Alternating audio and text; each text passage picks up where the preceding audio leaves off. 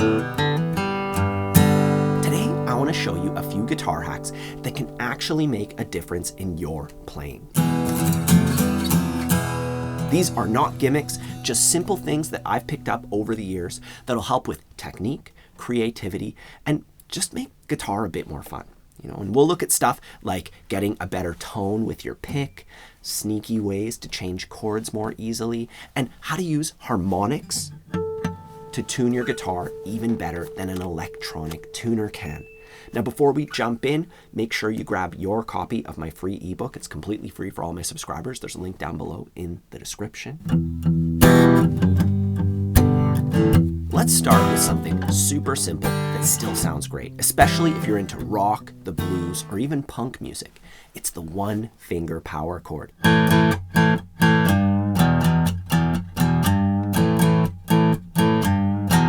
And this is a great way, especially if you're spending so much time learning chords and maybe you're kind of hitting a bit of a wall. This is a great way to keep improving your finger dexterity and to make music with your guitar, right?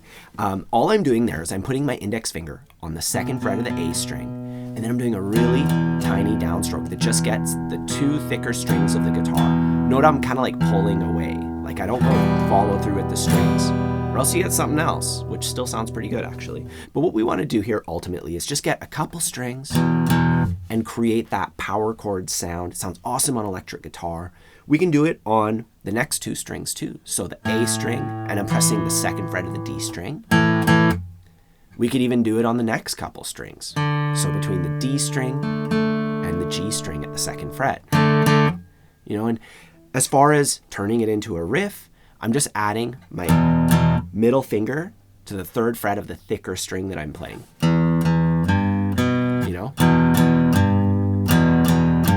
You can play around with it. You don't have to do exactly what I'm doing, right? You could even play the notes individually.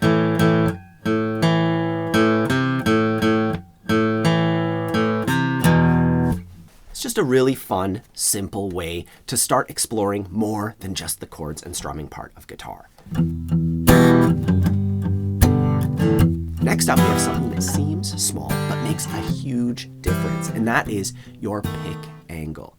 Just a tiny adjustment in how you hold and angle the pick can change your tone and control in a huge way. I'm just going to play an E minor chord. And take a look. If I have my pick parallel to the strings, it gets a lot louder, a lot more abrasive. That can be nice at some points, right? And I can twist my pick. So instead of having it parallel, I can do that. I can angle it this way. And you start getting that pick grinding sound when you angle it that way. We can also adjust the angle this way. So that way my pick kind of brushes or fans the strings. And I encourage you to explore these different variables, twisting the pick like this way or angling it that way. And that's going to unlock quite a lot, as well as picking closer to the bridge or closer to the neck. Hear that? Thinner sound, softer sound. So there's a lot to do there, and it's definitely something you should explore. This one's all about comfort and efficiency. By reaching your thumb over the top of the neck, you can grab the low strings, which opens up some really cool possibilities, especially for chords and muting. Like if I'm playing a D chord, I can just lightly touch the thickest string, right? Or if you have longer fingers, I don't actually have long fingers at all. Mine are like slightly below average, but I can make the reach and I can fret the second fret of the thickest string and I get a D over F sharp chord. Or recently I was doing a fingerstyle thing for Bohemian Rhapsody, and there's one part, leave you all behind and face the truth. I'm using it to fret the first fret rather than squeezing my middle finger over that way. And in the lesson I gave both options, but I find that the thumb works a little bit better for me, so it can definitely get you out of a jam or even through one. Anyways. Here is a cool trick hiding in plain sight. Some of the chords you already know, like C and G, can slide or move over and instantly become minor chords. No bar shapes required. For our C chord, we bring it up 3 times. 1, 2, 3. And that works for C minor.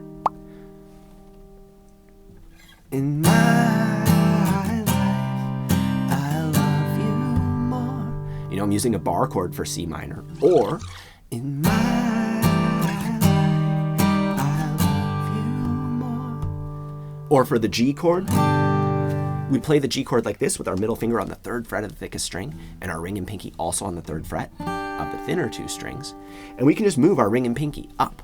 So now they're on the G and B string. That gives us G minor. This is one of those chords where when I discovered it, I wondered, how come this isn't one of the basic open chords that everybody plays? Because it's not that difficult, you know? And I would take that same concept and explore all sorts of places. Actually, I have a lesson where we do exactly that. I'll put a link to that in the corner. Now, let's flip things around a little bit.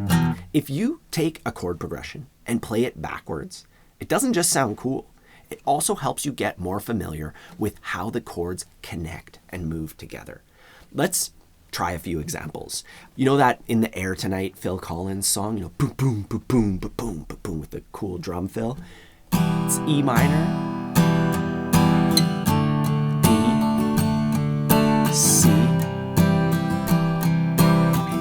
You know, it sounds pretty minor, dark, mysterious. If we reverse it, so D, C, D, E minor,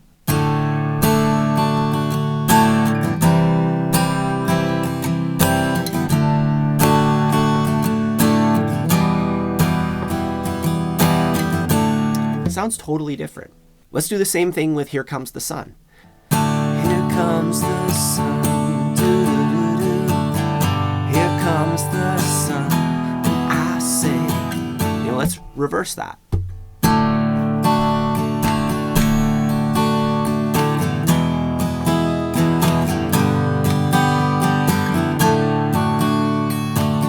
You know, honestly, I had a hard time coming up with any bad examples. It kind of worked with every song I tried it with, even for something with a lot of like more outside sounds that aren't necessarily in the key, like Creep by Radiohead, you know. Look in the eye, just like an angel. Let's use that trick. Skin makes me cry. You know, we reverse it.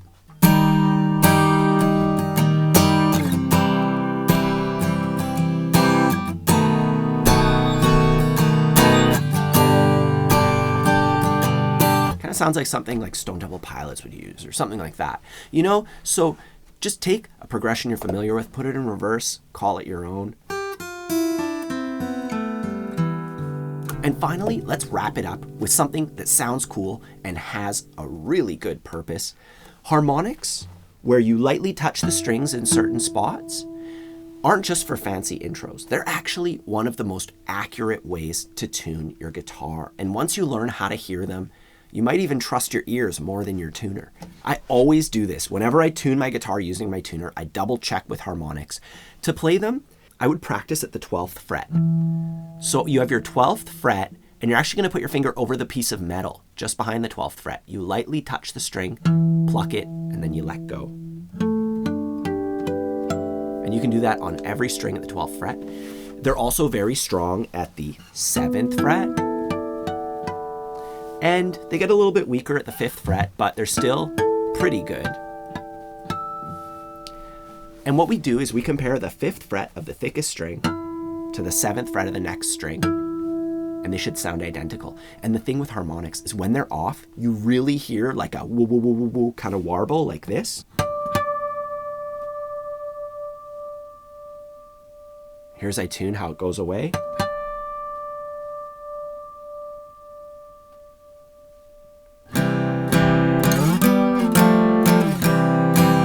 So those are a few of my favorite guitar tricks. Nothing flashy, just solid stuff that works.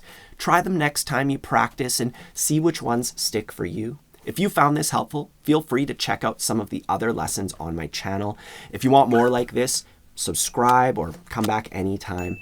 And if you want to take your playing a little bit further, I have an all-access pass for my website, which gives you all my courses, all my YouTube bonuses, and access to my community where you can ask me questions directly. Like, a lot of people will post videos and I can literally watch you play and post a video back and give you an explanation, kind of like a one-on-one experience that's usually missing from these online sort of things, you know? So the courses alone are worth it, but there's all that extra stuff. So please check that out if you want to go a step further with your playing. Otherwise, have a fun time practicing, and I'll see you soon.